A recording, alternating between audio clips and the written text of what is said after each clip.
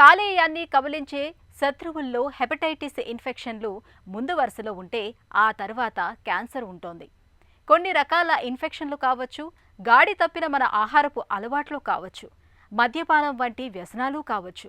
ఇవన్నీ కాలేయాన్ని క్రమంగా క్యాన్సర్ ఊబిలోకి నెట్టేస్తున్నాయి. అయితే తొలి దశలో గుర్తిస్తే మాత్రం కాలేయ క్యాన్సర్ నుంచి తేలికగానే బయటపడొచ్చని చెబుతారు డాక్టర్లు.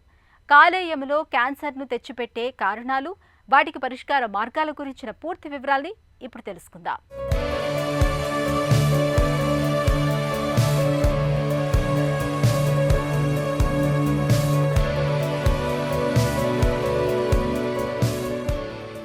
కాలేయం మన శరీరంలో అతిపెద్ద ప్రాసెసింగ్ ప్లాంట్. దాదాపు 500 రకాలకు పైగా విధుల్ని నిర్వహిస్తూ ఉంటుంది. ఆహారంలోని కొవ్వుల్ని వేరు చేసి శక్తిగా మారుస్తుంది. జీర్ణశక్తికి అవసరమైన పైత్య రసాన్ని నిరంతరం స్రవిస్తూ ఉంటుంది. రక్తంలోని హిమోగ్లోబిన్ కణాల నుంచి మన శరీరానికి అవసరమైన ఇనుమును తయారు చేస్తుంది. శరీరంలో విడుదలయ్యే హానికరమైన విషతుల్యాలను విరిచేస్తూ మనకు రక్షణ కవచంలా పనిచేస్తూ ఉంటుంది. ఇంతటి కీలకమైన అవయవానికి నేడు హెపటైటిస్ ఇన్ఫెక్షన్ల తర్వాత క్యాన్సర్ కణితులు అతిపెద్ద విపత్తుగా పరిణమిస్తున్నాయి. మనిషిలో ఉన్న అవయవాల్లో లివర్ అనేది అతి ముఖ్యమైన అవయవ భాగం అండి. ఈ లివర్లో కూడా మనం క్యాన్సర్ గడ్డలు అనేవి చూస్తూ ఉంటాం. లివర్లో కనిపించే గడ్డల్లో దాదాపు 3 వరకు మనకి ప్రైమరీ లివర్ క్యాన్సర్స్ అంటారు. అదేంటంటే లివర్లో ఉన్న పారెంకైమాలో వచ్చే మార్పుల వల్ల వచ్చిన క్యాన్సర్ కింద మారుతూ ఉంటుంది.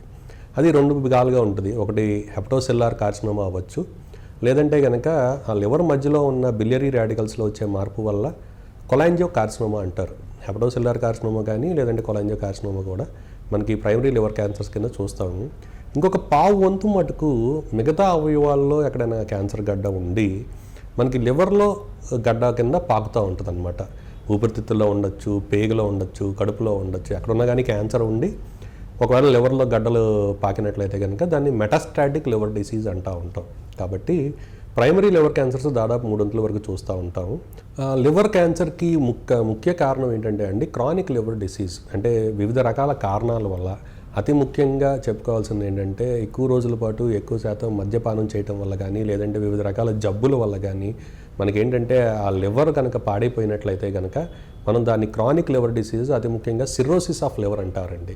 ఆ సిర్రోసిస్ ఆఫ్ లివర్ ఉన్న వాళ్ళలో దాదాపు 3 వరకు మనకి ఈ ప్రమాదకరమైన లివర్ క్యాన్సర్ కింద మారే అవకాశం ఉంటుంది. ఇదొక ముఖ్య కారణం. దీంతో పాటుగా ఇంకా మనం చెప్పుకోవాల్సింది ఏంటంటే కనుక హెపటైటిస్ ఇన్ఫెక్షన్, అతి ముఖ్యంగా hepatitis B infection and C infection. చాలా రోజుల పాటు ఈ హెపటైటిస్ బి ఇన్ఫెక్షన్ బారిన పడి వైద్యం సరిగా తీసుకోకుండా అది కంట్రోల్ లేకుండా ఉన్నట్లయితే కనుక ఇది కూడా ప్రమాదకరమైన లివర్ క్యాన్సర్ కింద మారే అవకాశం ఉంటుంది. ఇంతే కాకుండా మనం చాలా రోజుల పాటు కొద్దిగా నిల్వ ఆహారాలు తీసుకునే అలవాటు మన దేశంలో చాలా ఎక్కువ అండి, లేదంటే బయట కూడా ఎక్కువ. ఏంటంటే కనుక ఈ నిల్వ ఆహారం తీసుకున్నప్పుడు ఏంటంటే దీంట్లో మనకు తెలియకుండానే కొన్ని రకాల టాక్సిన్స్ అనేవి మనకి ఏర్పడతాయి. అది లివర్ క్యాన్సర్ కింద మారే అవకాశం ఉంటుంది. కాలేయానికి క్యాన్సర్ ప్రధానంగా 2 రకాలుగా సోకుతుంది. కాలేయ కణాలలోనే క్యాన్సర్ కనిపించటం మొదటి రకమైతే, ఇతరత్ర అవయవాల నుంచి క్యాన్సర్ కణాలు కాలేయానికి వ్యాపించటం 2వ రకంగా చెప్పుకోవచ్చు. హెపటైటిస్ బి వైరల్ ఇన్ఫెక్షన్ సోకినప్పుడు, విపరీతంగా మద్యం సేవించే అలవాటు ఉన్నప్పుడు ప్రాణాధారమైన కాలేయానికి క్యాన్సర్ ముప్పు ఎక్కువగా ఉంటుంది. కాలేయంలో క్యాన్సర్ మొదలైన తొలినాళ్లలో బయటకు ఎలాంటి లక్షణాలు మనకు కనిపించవని చెప్తారు డాక్టర్లు. తొలి దశలో ఉన్నప్పుడు కానీ లివర్ క్యాన్సర్కి మనకి ఏ రకమైన లక్షణాలు అనేవి ఉండవు.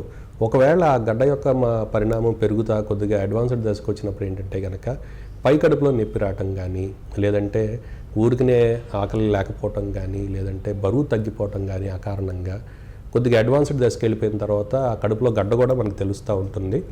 ఇదే కనుక సిర్రోసిస్ ద్వారా మనకి ఏమైనా జబ్బు వచ్చినట్లయితే కనుక వాంతులో రక్తం పడటం కానీ, లేదంటే కనుక కడుపులో నీరు రావటం కానీ, కామెర్లు కూడా మనకి లివర్ క్యాన్సర్ యొక్క ముఖ్య లక్షణాలు. మరీ మళ్ళీ దశకు వెళ్ళిపోయినట్లయితే కనుక ఈ జబ్బు వల్ల మనకి హెపాటిక్ ఎన్కెఫలోపతి అంటారండి. ఈ జాండీస్ ఎక్కువైపోయి మెదడుకు కూడా మనకి పాకి కోమా వరకు వెళ్ళే అవకాశం కూడా ఉంటుంది. ఇవన్నీ కూడా మనకి లివర్ క్యాన్సర్ యొక్క ముఖ్య లక్షణాలు. ఒకవేళ జబ్బు కనుక మనకి ఊపిరితిత్తులకు కానీ లేదంటే ఎముకలకు కానీ పాకినట్లయితే కనుక దగ్గు రావటం కానీ ఎముకల నొప్పులు కూడా మనం చూస్తూ ఉంటాం. ఇవన్నీ కూడా లివర్ క్యాన్సర్ యొక్క ముఖ్య లక్షణం. ఎప్పుడైతే లివర్లో ఒక చిన్న గడ్డ కనిపించిందో మొదటగా మనం చేయాల్సిన పరీక్ష ఏంటంటే సీరం ఏఎఫ్పి ఆల్ఫా ఫీటోప్రోటీన్ అనే ఒక చిన్న రక్త పరీక్ష ద్వారా మనకి అది ఏమైనా పెరిగిందా లేదా, అది ఎటువంటి మార్పు అనేది మనం చూస్తూ ఉంటాం.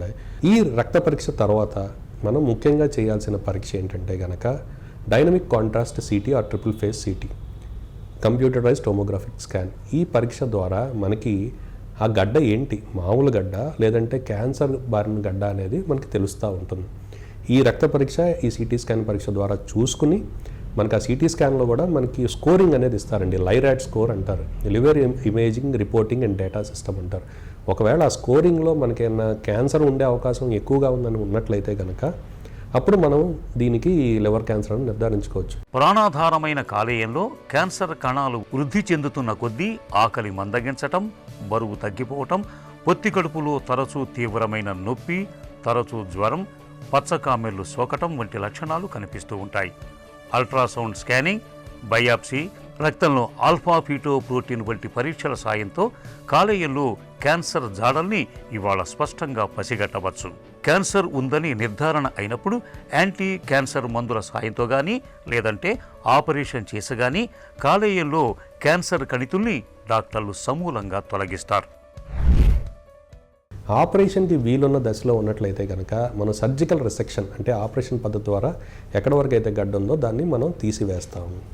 ఒకవేళ అది ఆ గడ్డ అనేది ఆ లివర్ లోపల ఉన్న రక్తనాళాల్లోకి చొచ్చుకుపోయింది అనుకోండి, లేదంటే పోర్టల్ హైపర్ టెన్షన్ అంటారు, ఆ పోర్టల్ వీన్స్లో కొద్దిగా బీపీ వచ్చేసి పోర్టల్ హైపర్ టెన్షన్ ఉందనుకోండి, అలాంటప్పుడు కొద్దిగా మనకి ఆపరేషన్కి వీలు లేనప్పుడు ఏంటంటే కనుక ముందు మనం పోర్టల్ వీన్ ఎంబలైజేషన్ చేసుకుని తర్వాత సర్జరీకి వెళ్తాం. అప్పుడు కూడా మనకి ఆపరేషన్ వీలు లేనట్లు ఉన్న దశలో ఏంటంటే కనుక వివిధ రకాల ఇంటర్వెన్షనల్ ప్రొసీజర్స్ అని మనం ఈ రోజుల్లో వచ్చినాయండి. అవి ఏంటంటే ట్రాన్స్ ఆర్టీరియల్ కీమో ఎంబలైజేషన్, అంటే లివర్లో ఉన్న రక్తనాళాల్లోకి డ్రగ్ ఎల్యూటింగ్ బీడ్స్ అంటారు, ఆ చిన్న చిన్న పైపులు లాంటివి ఉంటాయి లూమిన్తో మనకి స్టంట్లు వేసినట్టు అలాంటి చిన్న చిన్న వాటి ద్వారా మనకి లోపలికి కీమోథెరపీ డ్రగ్స్, అతి ముఖ్యంగా డాక్సోరోబిసిన్ అనేది ఇవ్వటం అనేది జరుగుతుంది.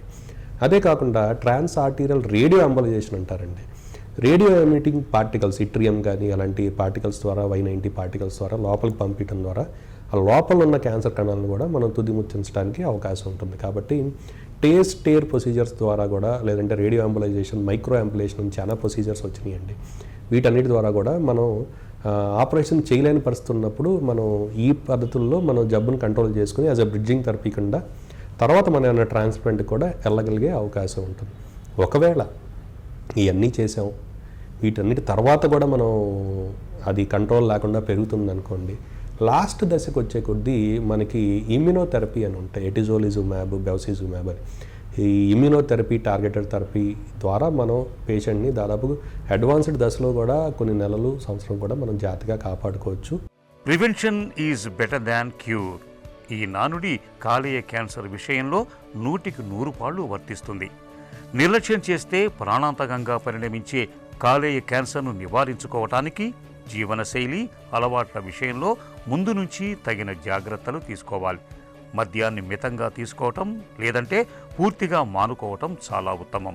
కాలేయం ఆరోగ్యానికి భద్రతనిచ్చే హెపటైటిస్ బి టీకాను తప్పనిసరిగా తీసుకోవాలి.